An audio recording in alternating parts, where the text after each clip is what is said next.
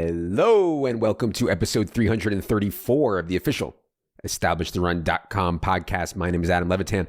I am one of the co-founders here at ETR, and we are coming off of a Joe Burrow is our king kind of week. Yes, that's right. Ever since Zach Taylor took the shackles off this past game, or I guess more accurately, was forced to take the shackles off, Joe Burrow has been outrageous. Remember, in week 16, Burrow broke the slate with 525 pass yards and 4 touchdowns against the Ravens. That was the week I won the $250,000 with Burrow. Shout out to me. Very next week, Burrow goes for 446 pass yards and 4 touchdowns. Fast forward a month, Bengals are going to the Super Bowl. You know, it's really crazy, man. Like Joe Burrow coming off such a serious knee injury with such a shaky offensive line. It's amazing. And he's taken the country by storm. After my FanDuel win, I actually ordered a framed, signed Joe Burrow jersey from some memorabilia bro. Asked him to get a screenshot of my team in the frame. He did it. Seemed like a good dude. And then like a week ago, he emailed me to tell me that this is the last Burrow signed jersey out there. You know, none of the memorabilia bros can keep this stuff, this Joe Burrow stuff, on the shelf. What a king. I guess this guy is tilting that he sent me his last one for lower than market. But anyways, maybe my favorite part of all this Joe Burrow stuff is that the shower narrative is now like a lock to go mainstream. The national media, of course, won't give us credit, but I can guarantee there will be countless Super Bowl stories about how Joe Burrow and Jamar Chase developed this unspoken bond, this unique chemistry during their time together at LSU, and how that's translated to such early success in the NFL, culminating with the Super Bowl. You know, I can see the tears running down the cheeks of the audience already. Of course, what ESPN will fail to mention is that you don't develop these bonds in the dining hall or at practice or in the weight room. No. This chemistry can only be cemented through the hijinks in the post-practice and post-game showers. Anyway, I don't think there's a ton to say about the conference championship slate from a DFS perspective. I'm sure many of you or some of you were playing the 2-game slates for the first time, and you see how tough it can be. Like, yeah, I wanted to fade Akers. I wanted to fade Jerick McKinnon. I wanted to fade some of the punts. But on a 2-game slate, it's just not that fun because there aren't many other places to go. There aren't really pivots off of guys you don't feel great about. Now, that said, there was some obvious leverage here, and that was just to be off Mahomes and Burrow on the 2-game slate. You know, Mahomes was 41% on DraftKings. Joe Burrow was 33%. Obviously, most people are doing double and triple stacks off of those guys as well. So 74% of the field is on those guys and those stacks. So yeah, the Stafford doubles with Kupp and Odell ended up not only performing best, but also being the best leverage. You know, I wasn't on the Stafford doubles, you know, but it's just a reminder that even in a 2-game slate, we can capitalize on chaos if we are a king GPP bro. And yeah, you know, no one could have imagined Patrick Mahomes puking all over himself in the second half and overtime of the AFC Championship game. You know, the Chiefs scored 3 points and had 83 yards in the second half and overtime. I mean, crazy. But it's one football game, you know, it happens, and the GPP bros got paid. As for the Super Bowl, we'll be focused on props. We'll be focused on the showdown slate. Be sure to subscribe to Leone's pod, Establish the Edge. It's free, and he'll be doing some showdown stuff on there. We'll also be doing a couple showdown shows on here. Also, I would note that the dudes in our NFL props and NBA props channels in our Discord are some serious sick pups. And I mean that in a good way. You know, we bet anywhere from, I don't know, 6 props to 30 props per week in the NFL. But these guys in Discord are uncovering some legit good stuff and helping each other. You know, it wasn't even an hour after the NFC Championship game ended on Sunday night, and they were already shopping prop lines for the Super Bowl.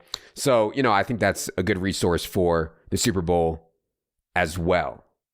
Discord, once again, is subscriber only. Check it out on the subscribe page on the site. Lastly, long 2 weeks before the Super Bowl, man. Long 2 weeks. But there will be NBA every night. We are covering NBA just as hard as we cover the NFL from both the DFS and props perspective. Check out the NBA subscribe page for details there. We are running a rest of season post NFL sale on the NBA side. All right, enough is enough. Let's get to everyone's favorite portion of the program, the listener questions. Bruce or Luke, hit the theme music.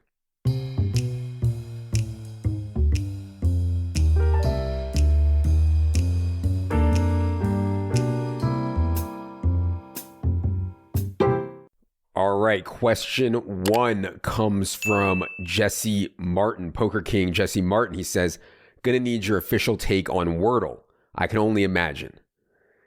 Yeah, obviously I'm tilted about Wordle. Like, of course, I have no problem with Wordle. I actually like word games a lot. There was a time, I don't remember how long ago it was, maybe 5 or 10 years ago, I was playing Words with Friends like constantly. Had 20 games going at once, playing for money, grinding hard. I loved it. Words with Friends was a great game. But I never fucking tweeted about it. I mean, my God, how in the fuck did Wordle get everyone to tweet screenshots of their puzzles? Like, it's humiliating. What on earth would possess someone to think anyone gives a flying fuck about their Wordle screenshot?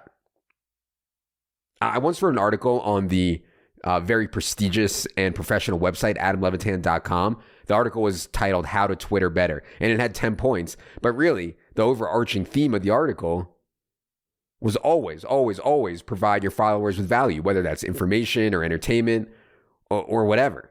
I can guarantee you that your Wordle screenshot does not provide any value. Now, all that said, the viral nature of this, I mean, everybody tweeting about it and everything, the viral nature of it got the dude who created the game paid. And that's great. I'm happy for him. He sold Wordle to the New York Times for quote unquote low 7 figures. So shout out to him, man. Hashtag how rich.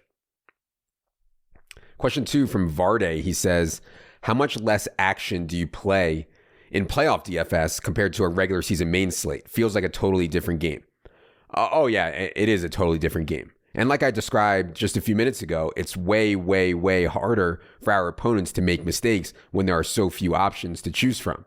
There's just so little information and injuries to digest. There's so few moving parts on the slate. So yeah, I play much, much, much less on short slates. It's just so important to understand where your edge is before embarking on any peer-to-peer gambling adventure. If you can't identify your edge clearly, and you're concerned maybe your edge is small enough to where like you're not being the rake, then yeah, you know what to do. We're not degens blasting off for the sake of blasting off here. We are playing to win the money. We're playing to eviscerate our opponents at all costs, No excuses. Play like a champion. Question 3 from Grizz. He says, what is your take on Roger Goodell trying to regain popularity among male NFL fans by claiming Valentine's Day weekend as Super Bowl weekend? Funny you bring that up, Grizz. I was actually just thinking about that. So with the 18-week regular season now in place, the Super Bowl is dangerously close to falling on Valentine's Day. This year, for example, the Super Bowl is on February 13th. Valentine's Day, of course, is February 14th. In 2023, Super Bowl will be February 12th. But, eventually, maybe 5 or 6 years from now, I think it's going to land on the same day. And that's going to be a mess. So, do I think Valentine's Day is a made-up holiday perpetrated by Big Card and Big Flower and Big Vibrator to get, into our pockets? Yes, of course I do.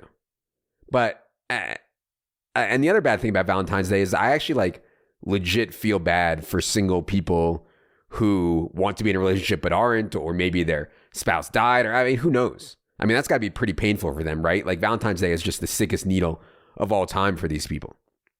But generally speaking, I'm fine with Valentine's Day. It's certainly better than Thanksgiving. It's certainly better than any ridiculous religious holiday. Valentine's Day is a holiday devoted to going out to dinner and getting on the hashtag team. Like, you can't even compare that to stuffing a bird carcass's asshole with bread and celery, and celebrating the mass murder of an indigenous people. But anyways, back to Grizz's question. I don't consider Valentine's Day a weekend, right? It's a night. So as long as it's not the same night as the Super Bowl, we're good. But if/when it does land on the same night, my God, you can see it now. Your special someone is in the lingerie you just bought her. She's caressing you. Oh, hold on a minute, honey. Wait, I think I just hit Drew Sample 22-1. First touchdown in the Super Bowl. So, I mean, that's a disaster. So, as long as these events don't fall on the same day, I think we're fine. Question 4 from Ty. He says, how does the shower narrative only apply to players who played in college when the shower narrative should apply to all players on the same team?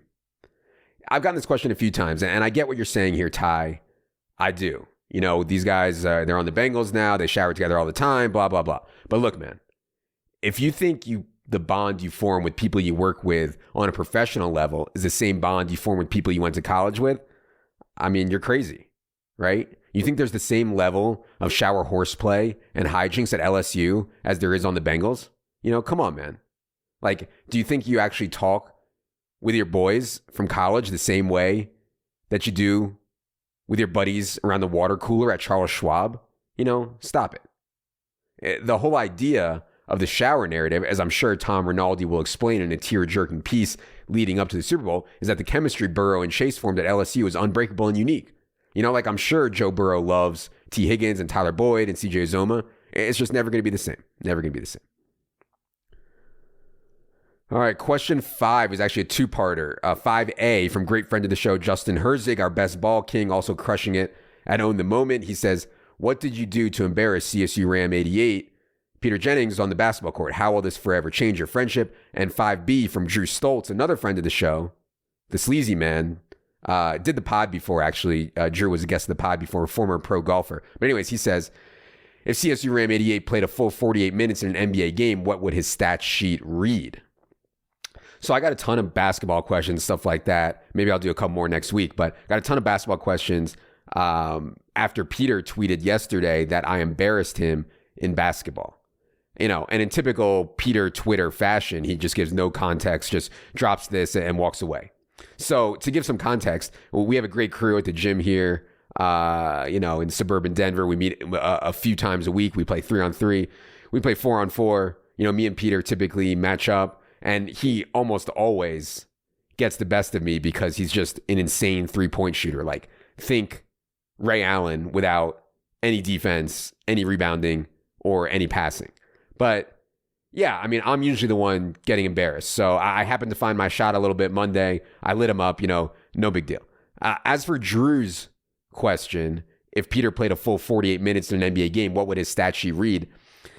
I think people underestimate how hard it is to even get a shot off against NBA caliber defenders.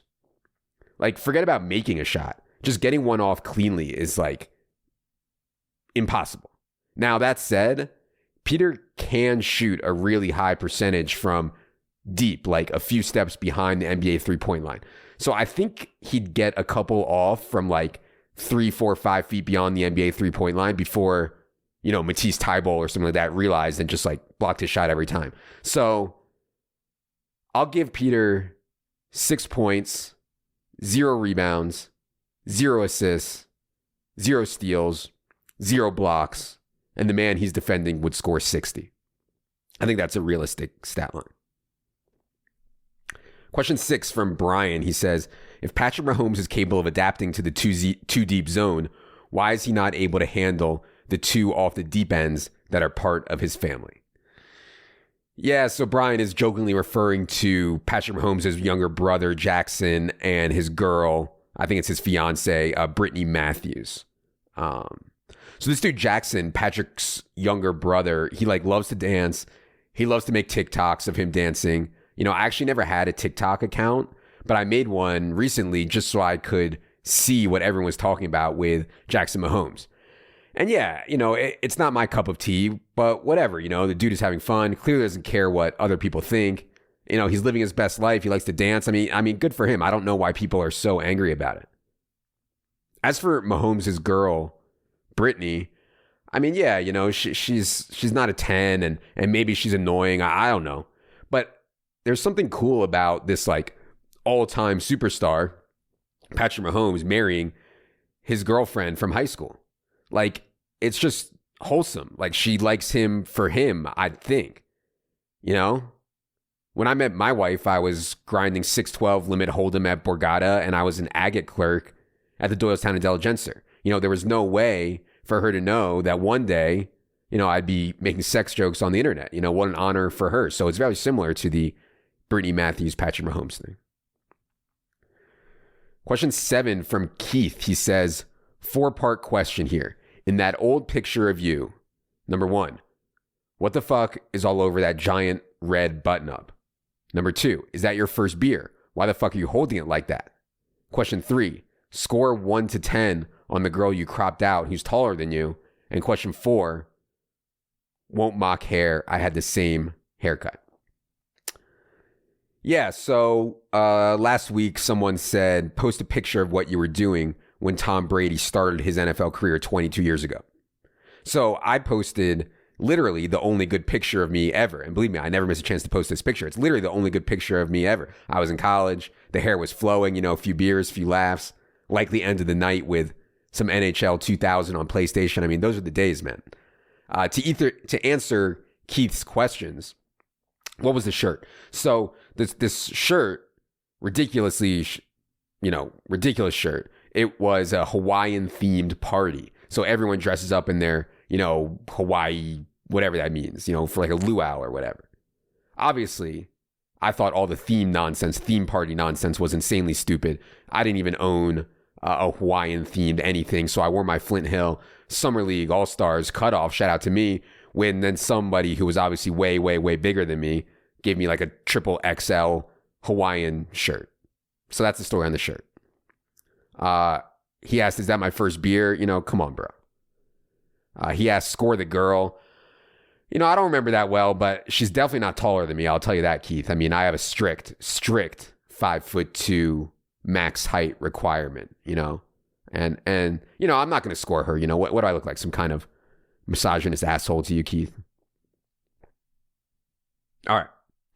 Question 8, last question we're going to do today comes from What the Isaac. He says, question regarding the PSM. What inputs do you use? I have found that girth adjusted length, GAL metric, is a more accurate predictor of success than length alone.